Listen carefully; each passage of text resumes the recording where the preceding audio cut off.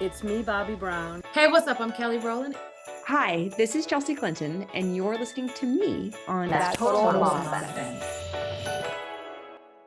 So many of you know I was born in India and my parents immigrated to the US when I was 2. I grew up in Colaba, a district of South Bombay or Mumbai, and my parents made sure to get my admission into the prestigious cathedral school when I was just a few weeks old. That's how competitive it is. In my adulthood, I moved to Bombay to work as a television journalist for CNN and felt even more connected to my mom, whose roots were there. I would call her gleefully when I walked along the Colaba Causeway, bartering with vendors, which I got very good at, by the way. After I did an expose in Dharavi, which is the largest slum in the world with over 1 million residents, post Slumdog Millionaire's Oscar win. And when the Bandra Worli Sea Link was built, minimizing thousands of commuting hours to the suburbs, and when I enjoyed meeting all of our extended family members and friends each week. Now, as a mother myself, I am curious as to how the children's curriculum, schooling, and programming is being done in my birth city, and wanted to find a way to bridge the gap with the Indian diaspora here in the States. Enter Rachna Narwekar. Rachna is a mother of 2, an accomplished children's educator, and a remedial therapist. She runs a children's experiential learning center and library based out of Bombay, where all activities are created to support social, emotional, physical, and cognitive development. Her endeavor has always been to make optimum use of toys and educational equipment to help children engage in meaningful experiences. Rachna is the curriculum and pedagogy expert at Playdate, which is a platform that helps parents discover activities, classes, events, and learning-based products for their kids. With a community of over 80,000 parents, Playdate has become the go-to platform for them to make informed decisions on all facets concerning their kids. Thanks to founder Anaga Rajadaksha, we are creating authentic ways to collaborate and build a unified community. I have gotten to know Rachna at length, and she's helped me better understand how to relate to my 3 kids. And I'm so excited that you all get to hear from her today. Rachna, welcome to That's Total Mom Sense. Thank you so much, Kanika, and congratulations on all the wonderful work that you're doing yourself. Thank you. Thank you. Oh, it's a joy to have you on. I want to start with the big coincidence that we discovered when we first connected, and it really was serendipity. So I mentioned I was born in Colaba, and I stayed in a building called Brady's Flats. Yes. And where do you stay? Brady's Flat. I mean, it's how amazing is that? I have goosebumps. I mean, that really doesn't happen often. Out of everyone in the world we can connect with, Exactly. and finding someone who was where I was. 1 in 100 chances of that happening for sure. I know. And that's why it's just meant to be that we've connected and are working together. So also both Punjabis. I was a Punjabi before marriage. So yes, now married to Hama Ashton. But yeah, we're both Punjabis as well. So there's another connect there. I love that. If we were sitting together, we'd be eating an aloo parantha or rajma chawal together. So let's start with your childhood. I want to have the listeners glean a little bit about where you come from. So I'm born and brought up in Bombay, in South Bombay. I went to a school in Colaba as well. And Kanika, I'm really blessed because I had an extremely blessed childhood with supportive parents, an older sister. You are an older sister. So again, there you will understand what it means to have someone who's always had your back. And she continues to have my back till date. And my parents and my sister have been my biggest supporters. I have done multiple things after I graduated from school. And all of those multiple professions that I sort of, tucked under my hat have helped me to get and become who I am today. I was a little bit of an introvert when I was a child. But having said that, I was also very active. My mind was always, moving from one thing to another, and I was always experimenting and trying things. And I think that sort of laid the foundation for my creative and thinking per se to do whatever I'm doing today. And I'm just really, really lucky. I don't have many memories of my childhood which were, scarred or marred by anything. I just think I had very supportive parents, extremely supportive grandparents. I spent most of my childhood in Delhi and Jalandhar, which is Oh, Jalandhar is in Punjab. Again, I'm sure you have a connect there. yes. So Oh, I've had a very fulfilling childhood. Very grateful and happy for that. that's wonderful. I love it. And now you're recreating that for families everywhere. How did you get into what you're doing now? Take us on your career path. So I don't think that when I started off, becoming an educator was on the cards at all. I graduated from school and I went to the prestigious HR College of Commerce, again in South Mumbai. I actually did want to get into Xavier's College, which is an arts college. But as luck would have it and fate would have it, I was getting in there, but I was made to sort of go into a commerce stream. And I did that and I did successfully fairly well there as well, Kanika. I did graduate with an honors in marketing and advertising. And I did land 2 jobs there as well, dabbled in it for a year. But I don't know if it was my heart not being in it completely or just the situation. I just chanced upon a course that a friend was doing at Sophia College in Mumbai. And they used to run this early childhood care and education course back then. I did that course, and I think that's what changed it all for me. Also, like they say, having a perfect educator or a supportive educator in your path of learning makes a difference. And actually, that was my teacher and educator who was doing the course, was conducting the course. She was one of the major reasons for me wanting to pursue that. And yes, before I had completed, I had 2 jobs, one with an NGO and one with a mainstream nursery. So I decided to go ahead and pursue that professionally. Before that, I actually also did a course in fashion designing. So I am a qualified fashion designer as well. But again, like I said earlier, everything that I have done and multiple things that I have learned have helped me to, sort of incorporate that and use that to our benefit in my everyday work today. So that's how I landed up being an educator. Wow. Wow. I love it. I mean, we can never connect the dots going forward. Oftentimes it's a circuitous route, but when you find your calling, you just feel like, this is what I was meant to do all That's along. right. Tell us about your motherhood journey, because surely that informs your work as well. I often get told off that I can't see the difference between the two. But I don't think either of the two worlds would exist if the other one wasn't there. So I am a proud mother of 2 girls. My older one is Rhea, and she is 15 years old. And my younger one is Ridhima, and she is going to be 10 years old. So when I was pregnant with Rhea, I worked till my 8th month.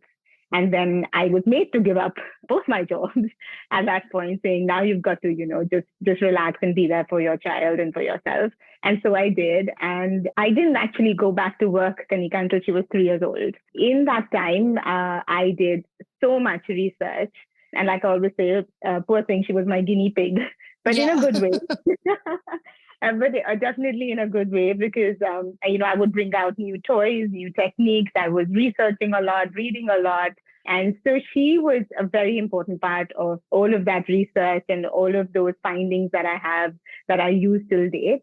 And then 5 years later, I had my younger one. When Rhea was about 3 years old, I tried to go back to work. But you know how it is that sometimes you feel like it's probably not the right time or the right thing to do. So we had a garage in our building. I just started taking her down there to play because, I had bought her so many things, from puzzles to books to toys, that I just didn't know where to put them anymore. I invited one friend's daughter and another one and another one. And then we eventually had like 6 or 7 children every evening playing with us in that garage. And then one of my friends just said, hey, listen, you can't keep doing this for free every day, And I said, no, I'm with my daughter, and I'm more than happy to have everybody else join in as well.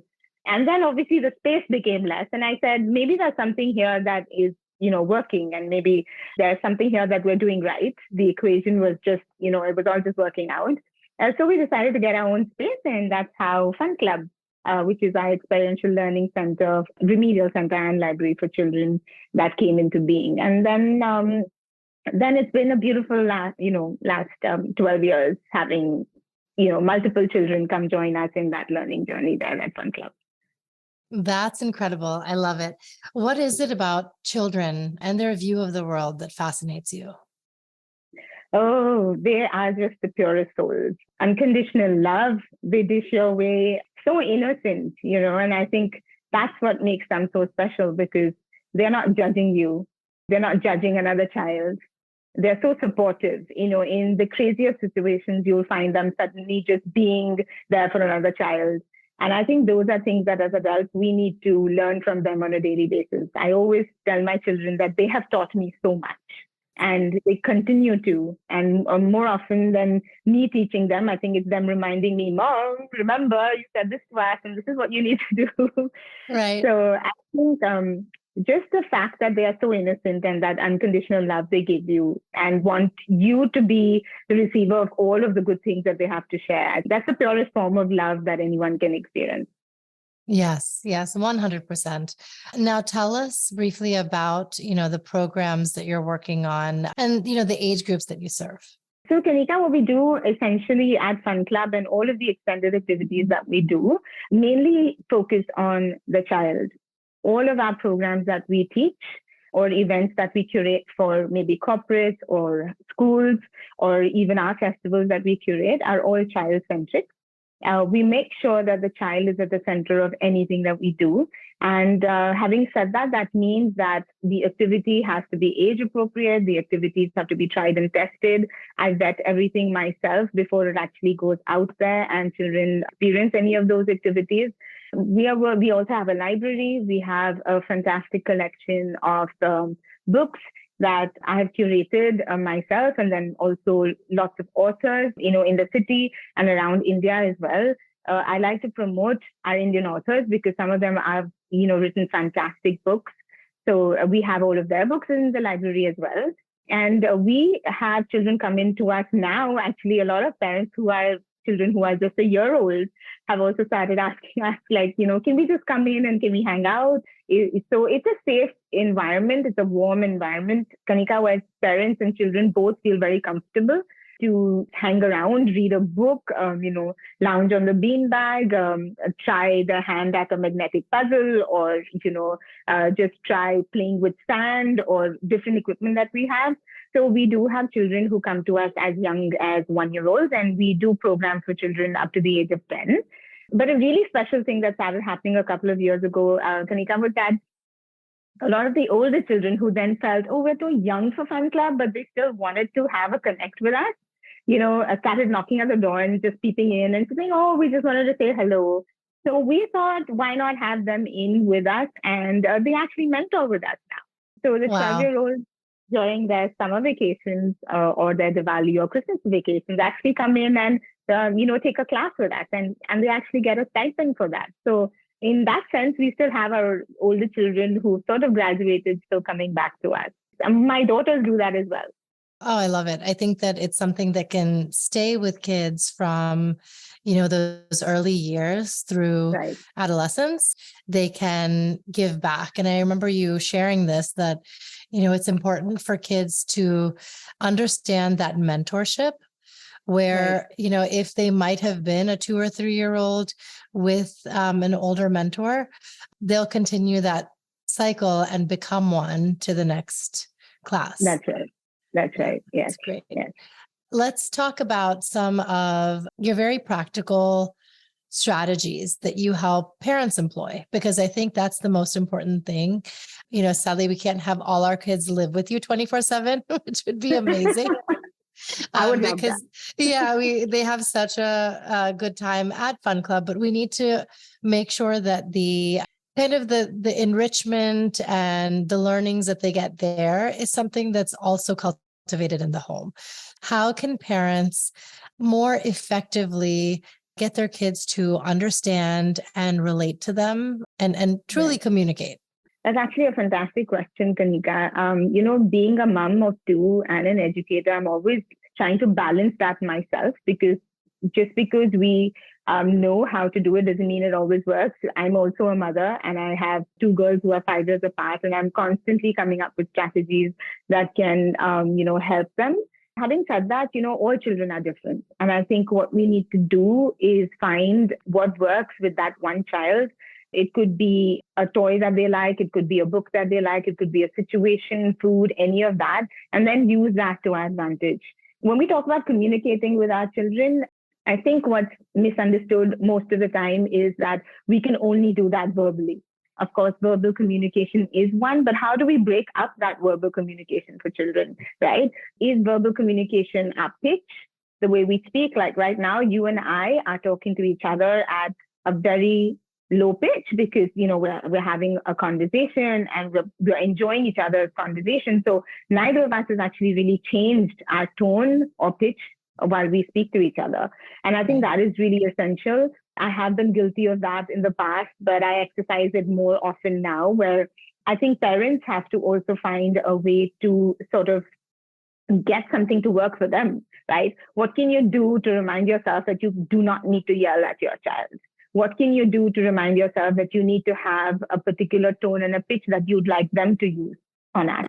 I think in today's day and age, we are growing up with children who need answers to everything because they have questions. Why do I have to do that? What is the reason to do this? And telling them that, we didn't ask our parents this when we were growing up doesn't work because it's not the same era that they're growing up in, right? There are multiple ways of communicating with them and, at a level that they understand, which is most essential. We've spoken about verbal communication, but what about non-verbal communication? So, Kanika, do you want to give me any guesses on one way that you can communicate non-verbally with your 3 bachas? I'm thinking this is like reminiscent of what I got as a kid. It's like if you get a look where it's like, right. The parents' eyes are just bugging out. That means whatever you're doing, stop. Yeah, but that's a fairly good one. That's a really good one because having eye contact and knowing what that eye contact means is very, very essential for the children and for you as well. Because, there are many times that the eye contact is also used in combination with verbal communication, where then it just defeats its purpose, right? So for us, yes, you're right, very right. The look was more than enough, and then we knew we had to not cross our boundaries. So also there's this thing about personal space. And when we talk about personal space, generally we don't connect it to communication at all. But, if you're too close to your child or you're further away from them where they can't hear you or they misunderstand what you've said, or you're literally in their personal space, I think personal space is very, very essential because children don't really understand that, but they feel it and they realize it when you're in their personal space. So I think that's very essential while communicating to children as well. Also hand gestures, just to say like, I understand. I'm here for you. I can hear you, but I'd like you to stop and take a moment and see where this conversation is going. So I think if you have this vis-a-vis this and this, it also gets them to calm down and then you can have conversations. Also, it teaches children that, stomping their feet or, moving their hands around is not going to get them the right attention that they need. So I think it's a combination of verbal communication and non-verbal communication that we spoke about right now, and finding that balance that works for you as well as for your children. What's your take on disciplining children in the first place? I think you have to find the balance in disciplining your children. There's a very thin line in you being a strict and stern parent and an understanding parent while disciplining.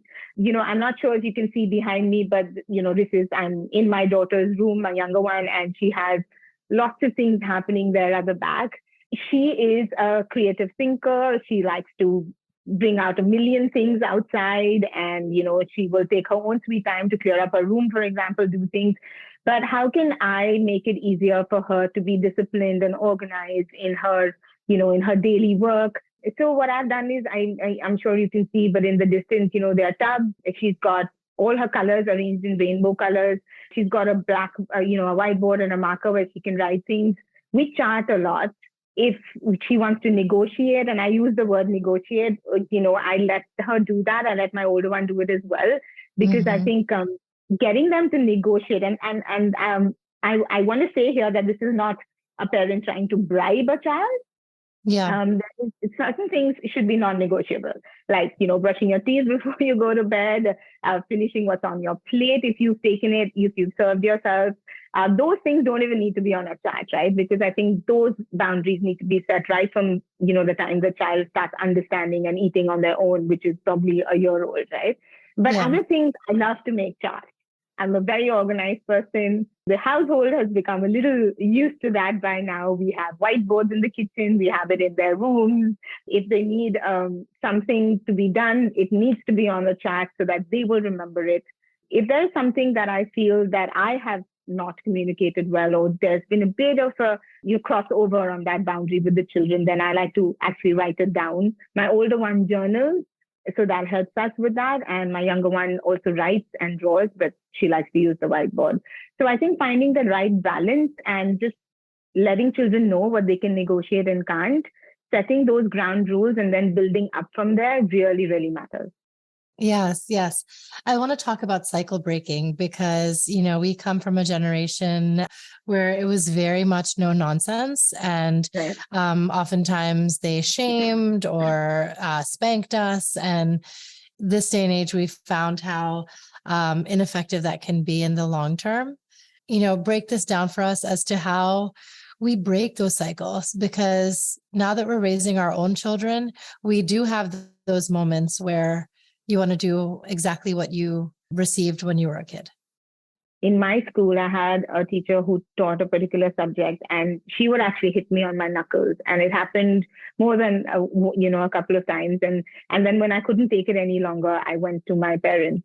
I think back then it took us longer to go to our parents to say something like this is happening, because we clearly grew up in a generation that we just respected our parents. And there's also a difference between fear and respecting. But I think we couldn't make that differentiation. Our generation, I don't think, could do that. You were also a little scared. You loved your parents. They were very open with you. I have, like I said, a wonderful set of parents who, both of them are very supportive. But we just grew up in different times. And now, if I even speak to them about it, they're like, my children are like, are you kidding me? Like, things like that actually happened. And I'm like, yes, we did. And I think those experiences made sure that I trying to keep my children, away from that kind of parenting. Though we are all human, we all lose it at times, and we're all trying to, be the perfect parent all the time, trying to discipline in the right way. There are times when, we can lose our control because we're only human. But I think that the most important thing here is that, and I always tell this to all of my parents as well, when they come and say, I can't communicate with my child anymore because they just feel I'm doing what happened to me when I was a child, right? So I think the key here is to recognize what your child requires and what is the way that you can communicate with them, and then get them to understand that. And I think once you understand how your child works, and how their brain functions and how they think and how they, they use logic, I think that is a big win. And I think that's taken me a while with my older one, but it was a breeze with my younger one, because she just knows she has to brush her teeth, and she just knows she has to finish the carrots on her plate if she wants to have XYZ happening for her, right? So like I said earlier, certain things are not negotiable, but I also make sure I tell them that that's how we were brought up and how strict things were, and how lucky they are that their environment now is not like that at all. It's not authoritative at all. My husband and I both give them a year. We listen to them. And like I always tell my older one, I think she gives me way more information than I need sometimes. Yes. And then I have to say, I don't want to hear so much, but that's the advice I always give all the parents, is that, try and understand where your child is coming from and explain to them where you came from, because it makes the whole process easier for them. I think then they're more grateful for the life that they are living, and the liberties and, the genuine liberties that they have, and how privileged they are to be living this life, because we surely, didn't have so many opportunities to express ourselves, talk about our feelings, tell our parents how I felt about something that they said to us, right? Giving an exam or studying or not watching television. We just listened. We never asked why. This generation is all about, but why do I have to listen to you? And why? This doesn't make sense. I want to get into emotional regulation because I think that's another component of it where, we need their buy-in, but oftentimes we don't get it and both parties are triggered. Let's say a kid doesn't want to go to school that day. They, throw a tantrum in the morning and say, I don't want to go. And parents just get so flustered when we are rushing out of the house. Getting out of the house is a project in itself. When you have small kids, like getting the shoes on and, let's chop, finish your food and let's go. So if a meltdown happens at that time, I feel like it's even more high stress because they have to get there on time. So how would you navigate this scenario? Also, Kanika, I hate to burst the bubble, but it doesn't get better to get them out of the house even when they're older. It's a very complicated project then. But no, yes, I totally understand. And also there's lots of last minute things that completely throw off your plan right before you're getting out. And especially if you've got more than one child to get out of that door. So as adults, we have learned to understand what we're feeling. We've learned to categorize them. We've learned to use them to our advantage or maybe disadvantage sometimes when we can't control our emotions, right? We often find ourselves telling somebody, listen, behave yourself, right? And especially a child, can you behave yourself, right? So that's what the child is doing at that moment. The child is behaving like himself. He is not behaving like what you Somebody expect else. Yeah. Right? Yeah. Yeah. So that is literally, it's a crazy thing to actually tell a child or tell anybody. And this I only realized in my parenting journey and journey as an educator, honestly, Kanika. I think the most essential part here is to help children to actually accept what they are feeling, to categorize how they feel, and then to actually execute how they would actually act on those feelings. So this is like an emotion wheel. And you can see it's actually black and white right now. But, I'm pulling things out of my magic box. It's very famous actually with me and all of the kids. We always pull things out. They don't know what's going to come out next. So I have a little marker here. I love to use a lot of these charts and I love to laminate them, Kanika, because then you can reuse them multiple times with your children. And so I'm just going to call them out. Do you want to try and actually read it even though it's mirror? Do you want to try that exercise? Yeah. Yeah. Absolutely. And I want to do it through the lens of the child. Sure. Okay. So, because they're going to school. Okay. Could you read that? Yes. It's fear, trust, joy, surprise, sadness, shy, mixed, and anger. Perfect. Good job. Okay. I'm impressed. Yeah. Yeah. All right. So this is how we would actually react to a child who's actually accomplished the task, because it was not what your brain was expecting, right? This was something else that you thought would be coming out or I would ask you to do. And that's exactly what happens to children, right? So can you tell me right now, Kanika, what are you feeling? Like which one of this describes you and how you're feeling right now? I guess I'm feeling shy and mixed. All right. Okay. So when you say shy and mixed, shy is that do you not want to go to school? Is that why you're feeling shy? Yes, because, it's back to school season and I don't know which teacher I'm going to have. I'm not sure if my friends are going to talk to me. And I feel like a little apprehensive about it. Okay. So now that's you trying to explain it. And that's what's going on in your child's head. But our children can't articulate like us. And so that's why when you said mixed, right? So what I'm going to do is what we ask the children to do is I'm going to actually color it in. Okay. And the reason I've taken the red marker is because red, like we say, a red flag, it's anger. It's not a color that we use for calmness or for something that we're liking. We would use different colors. And so I'm going ahead and then we will say, okay, can you just color it in, right? And sometimes the child is just going to go, right? They can stab it. They can go into the other one. And then when you said mix, they're going to go, okay? Cool, and maybe, and that's probably how it's going to look. right? Yes. But Yes. you can see that they've tipped over into the other one, and that shows sadness, right? And this is very capable of happening with your child. So this is them trying to tell you what this mixed is, that I'm also sad because I'm not sure if I'm going to be accepted in the new school. There's a particular child who might get after me. People may judge me. But again, children don't know how to articulate and categorize these emotions in their head. And so what we're doing with the emotion chart is we're helping them do that, right?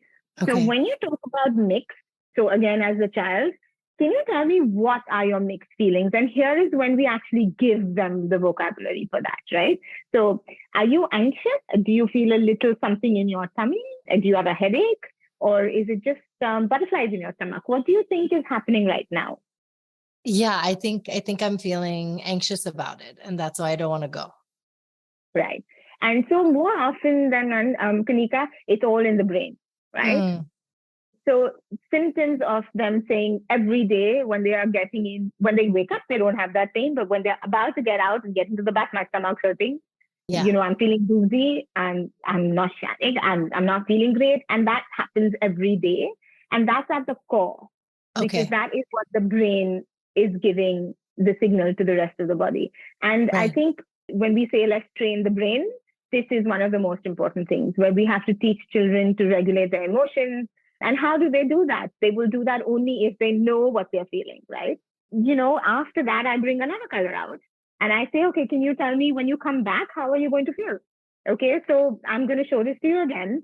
And once you come back, how will you feel, Kanika?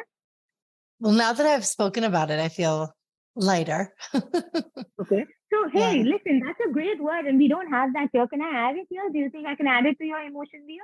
Oh, wow. Yeah, sure. All right. So I think I'm going to put it with joy. Can I put it with joy? Yes. Yes. Okay. So what happens is in the blank spaces, children are going to come up with how they're feeling. And these are the basic emotions that we feel, but all of them are also extensions of everything else that we feel. For example, when we say trust and joy comes together, trust and joy actually leads to friendship, or actually leads to love, or actually leads to acceptance. And when we do this regularly, and like I said about anything, it has to be consistent. We have to see it through. Like any bad habit takes 7 days to develop or break.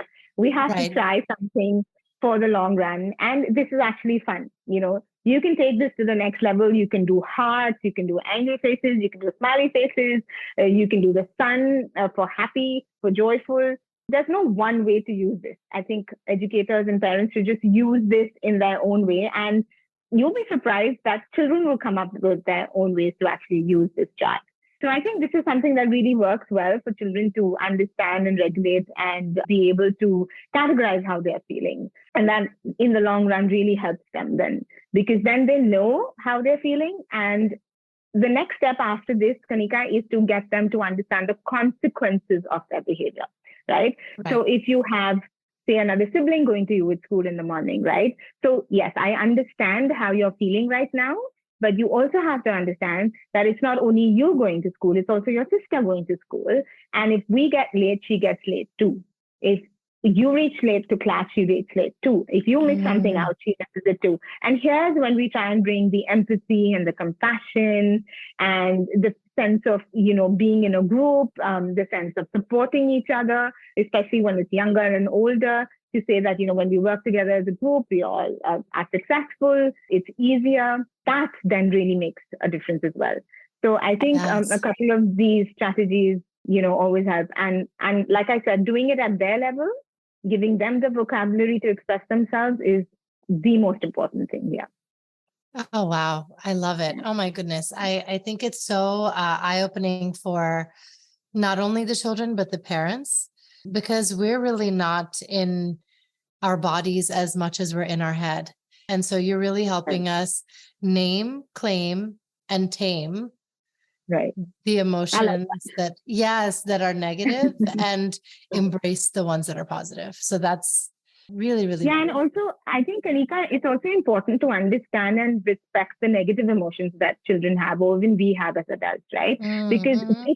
we tend to shove them under the carpet and say, hey, listen, no, this is not something. But I think you need to address both.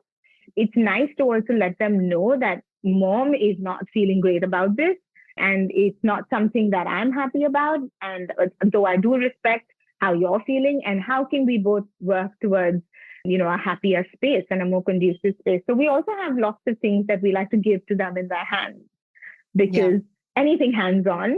Today, if we are trying a new recipe, you can watch it all you want on YouTube. You can play it in your head a million times, but only if you actually get into the kitchen and follow the recipe, step by step, use the method, the same ingredients, try it over and over again, and then you're going to get it, right? Right. That's thinking with children as well. So getting them to do something and do the process, to complete the process and see it to its end, I think is very important. And like they say, practice makes perfect. It is not the easiest thing to do, but if we do that every day, I have a couple of things here that I made this with my children. I wish you could actually feel this, but you can actually do this. It's really simple. It's a balloon. Can you guess what's inside? I mean, it looks like putty. How did you make it into putty? So it's actually just rice. Rice? Right. Oh, wow. Okay. So Oh my gosh, how fun. Yeah. So, when we were in the midst of COVID, right? We did a lot of classes on Playdate online, and we pivoted to online during COVID. And the biggest struggle for the parents doing our online classes and wanting to do our class over another class was that they didn't need material.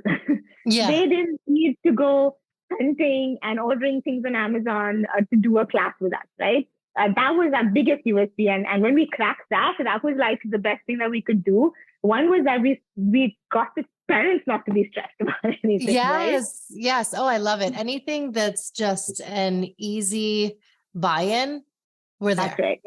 Yeah. So we did a lot of things like this, where these are just balloons and these became squishies, okay? This squishy was actually invented by my younger one. Two of us were just playing one day and putting things into balloons, and you can literally put anything into a balloon, okay? So we've got some at Fun Club that we use that look like these. Okay, so this is a little teapot. We've got how like cute. pumpkin. Oh my gosh. How did you Yeah. make the teapot one? Oh, wow. You just stuck a lid on it? Yeah. So, what we also do is give the kids like little markers, little googly eyes. You can turn them into happy faces, sad faces. If you can see behind me, I've got little baskets that we put into Ridima's room, and they're little tubs. When she's really upset, and we do this at Fun Club a lot, we have little boxes or jars. You can take jars, you can take cereal boxes, get them to paint them, color them. And then we actually put all of the emotions on all of these boxes, and then get the kids to actually, go ahead and put them in. So you're helping them to actually place the emotions in a particular place and say, hey, listen, let's leave this here for a while and see if we can jump to the next one. So it's very tangible. And I think anything that is tangible that children can touch, feel, understand, is right in front of them, makes the process easier for them to understand. So this one has rice, like I told you, you can't even make out. Yeah. And this is something that the children can do with you, right? Of course, they may need assistance. You can be the one pulling the balloon apart, and then they can put things in. You can put Orbeez, you can put clay dough, you can put, your flour and a little bit of water. You can put only water. But it's a great way of them just, removing their frustrations on this, and then saying, hey, listen, now I'm done with this. I'm not feeling this emotion anymore, and I'm going to just dump it into that box. So I think, brilliant. Yeah. What do you think that is? It looks like slime. Yeah, so this is not jelly. It's not slime. It's not Fevicol. It's not glue. It's something that we call, it's arrowroot. Okay. And arrowroot has a really, really great element to it, because it becomes really cold, and if you put it in a warm room, it will feel warm. And so when we put this in, so this particular one we did because we had Watermelon Day a couple of days ago at Fun Club, and everything was about watermelons, right? So this was one of the squishies we did, but of course we put it into a bag, and we use this a lot to get children to